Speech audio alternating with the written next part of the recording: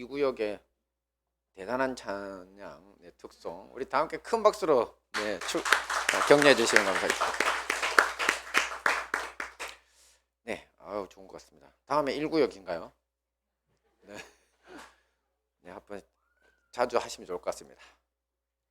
자, 우리 곁에 있는 분들 한 번만 더 인사하실까요? 예수님의 이름으로 환영합니다. 예수님의 이름으로 사랑하고 축복합니다.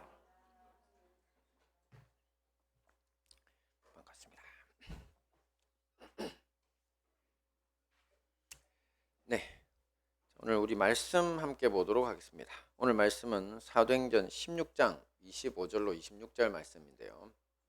한 목소리로 봅니다. 시작. 한밤중에 바울과 실라가 기도하고 하나님을 찬송하며 죄수들이 듣더라. 이에 갑자기 큰 지진이 나서 옥터가 움직이고 문이 곧 다 열리며 모든 사람의 매인 것이 다 벗어진지라. 아멘. 네, 이번 주일은 추수감사주일입니다.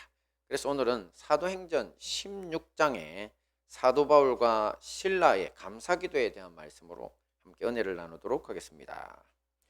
네, 먼저 오늘 본문 말씀의 배경을 보면요, 이 사도 바울과 실라는 마케도냐의 빌립보라는 지역에서 복음을 전하고 있었습니다.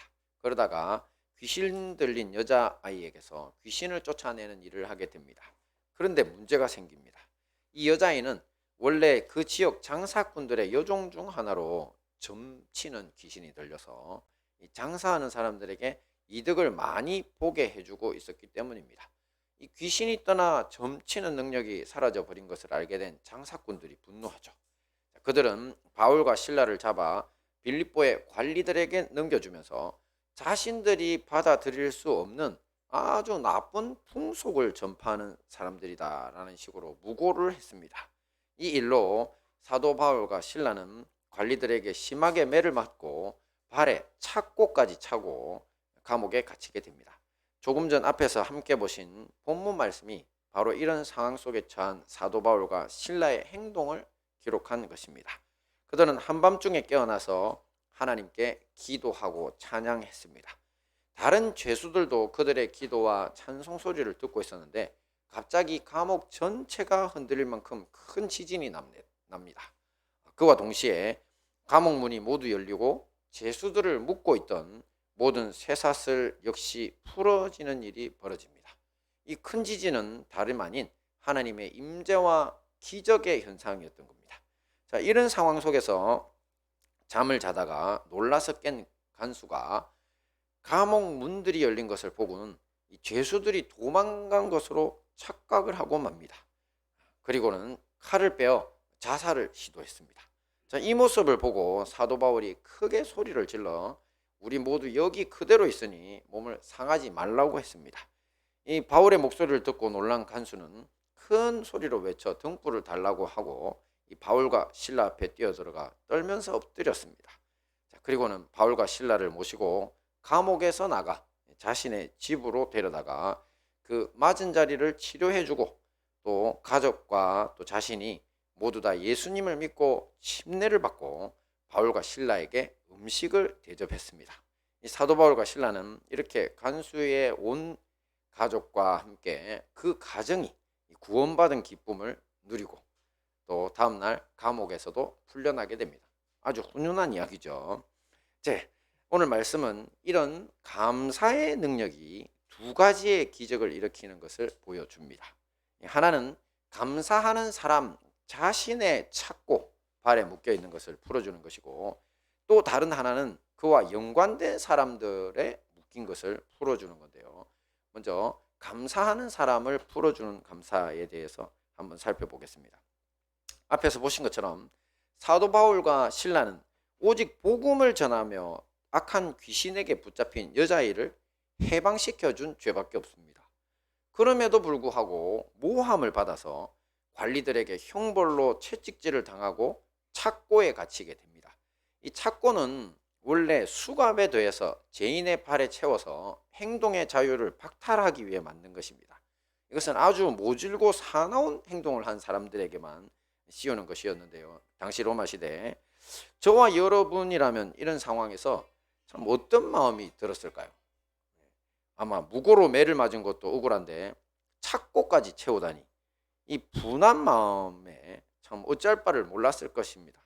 게다가 사도 바울은 원래 로마 시민권을 가진 사람이라 당시 로마법에 의하면 정식 재판 없이 어떤 매질도 허용되지 않는 사람이었습니다. 실제로 역사에서 이렇게 로마 시민을 정식 재판도 없이 매질을 했다가 사형을 당한 관료의 기록까지 나옵니다. 그러니 우리가 만약 사도 바울의 지위를 가지고 있었다면 로마 시민이라고 하는 이런 부당한 대우에 법적인 조치를 해서 자기를 함부로 때린 사람들을 처벌을 받게 하려는 이 복수심에 불탔을지도 모릅니다. 하지만 사도 바울은 사람과 환경을 원망하거나 복수하려고 하지 않고 기도하고 하나님을 찬송했다고 말씀에 쓰여 있습니다. 자, 찬송이라는 것은 그분의 이름을 높여드린다, 하나님께 감사한다는 뜻을 가지고 있죠. 이런 믿음의 선배들의 감사 기도는 기적을 불러왔습니다. 하나님의 권능의 임재와 함께 감옥 문이 열리고 그들을 묶고 있던 모든 쇠사슬과 착고가 풀어져 버린 겁니다.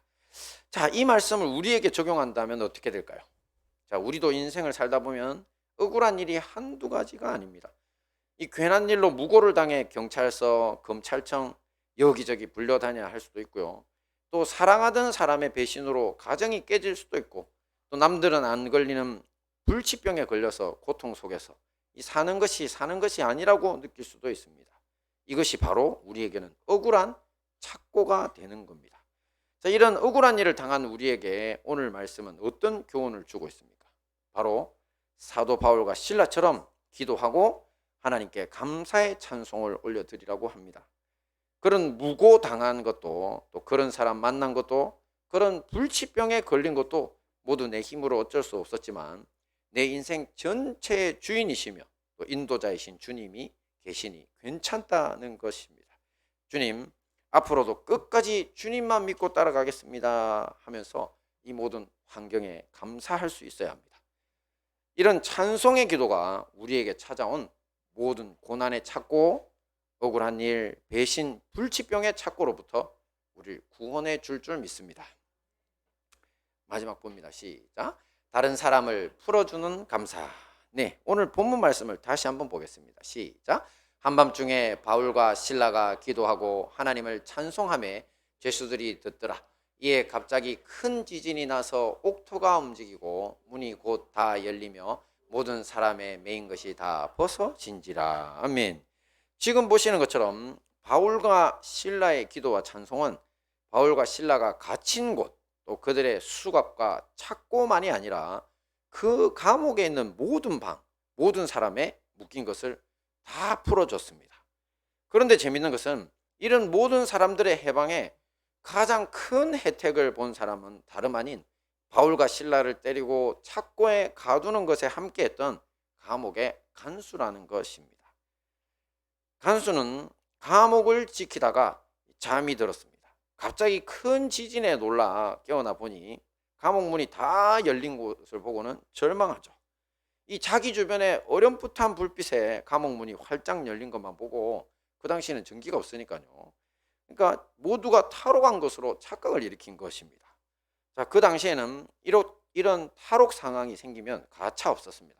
간수들은 너가 일부러 풀어졌지 이렇게 해서 고백할 때까지 진짜 죽는 것이 낫다고 생각할 만큼 심한 고문을 당하고 결국 또 불었든 안 불었든 사형을 시켜버리는 것이 일반적이었습니다. 이 순간적으로 이런 끔찍한 고문과 함께 사형을 당할 바에야 자살을 해야 되겠다라는 생각을 가졌던 거죠. 간수가. 결과는 어떻게 됐습니까? 앞에서 보신 대로 사도 바울이 그의 자살을 막았고 그 집에 초대되어 온 가족이 복음을 듣고 예수님 영접하고 침례까지 받는 놀라운 역사가 일어났습니다. 바로 간수를 죽음까지 결심하게 만든 착각의 착고. 우리 사람들도 그 착각 때문에 아주 불행을 겪는 사람들이 간혹 나옵니다. 그죠? 그것이 바로 묶인 거죠. 착각의 착고와 또 예수님을 모르고 사탄마귀의 소나기에 묶여 살아가는 그 가정의 착고. 예수님은 그 믿지 않는 이들의 가정의 주인이 바로 바알세불이라고 그랬죠. 마귀. 그 바알세불에게 묶여 사는 겁니다. 착고에. 근데 그것들이 다 풀리는 기적이 일어난 겁니다. 자, 이 말씀을 우리에게 적용해 보면요, 우리를 때리고 착고에 가둔 것 같은 사람을 생각해 볼 수 있습니다. 특별히 가족 중에 그런 경우가 참 많습니다. 간혹 우리의 배우자, 자녀, 부모, 형제, 그런 이들이 그런 간수와 같은 역할을 하기도 합니다. 무슨 이유인지는 모르겠지만 그렇게 항상 불만이고 때론 미워하기도 하고 심지어는 괴롭히기까지 합니다. 제가 친구들 중에서는 자기 아버지를 쓰레기라고 말하는 친구도 있더라고요. 그리고 또 자기 형을 쓰레기라고 말하는 동생도 봤습니다. 그러니까 가족들이 그야말로 원수같이 살아가는 겁니다. 그들도 모두 앞에서 본 간수와 그 가족들처럼 착고가 채워진 삶을 살고 있어서 그렇습니다. 이럴 때 우리가 할 수 있는 일이 무엇입니까? 바로 하나님께 기도하고 하나님께 감사의 찬송을 올려드리는 겁니다. 나는 그 사람을 다룰 수도 또 그의 착고를 풀어줄 수도 없습니다. 하지만 내가 주님께 올려드린 기도가 주님을 향한 감사의 찬송이 사도 바울과 실라의 기도와 감사처럼 그들을 구원해낼 수도 있기 때문입니다. 이렇게 될 때 결국 사도 바울과 실라가 간수의 가족들에게 복음을 전하고 침례를 베풀고 음식을 함께 먹으며 행복한 시간을 보냈던 것처럼 우리 모두에게도 참된 감사와 행복의 시간이 돌아올 줄 믿습니다. 아멘. 말씀을 정리하겠습니다. 오늘은 감사의 능력이 일으키는 두 가지의 기적을 봤는데 어떤 것이 있었습니까? 첫째, 감사하는 사람을 풀어주는 감사. 둘째, 다른 사람을 풀어주는 감사. 이 모든 감사의 말씀으로 자신과 다른 사람들의 착고를 풀어줘 승리하시는 우리 행복한 다니엘 교회와 형제교회 성도님들 되시기를 축원합니다. 아멘.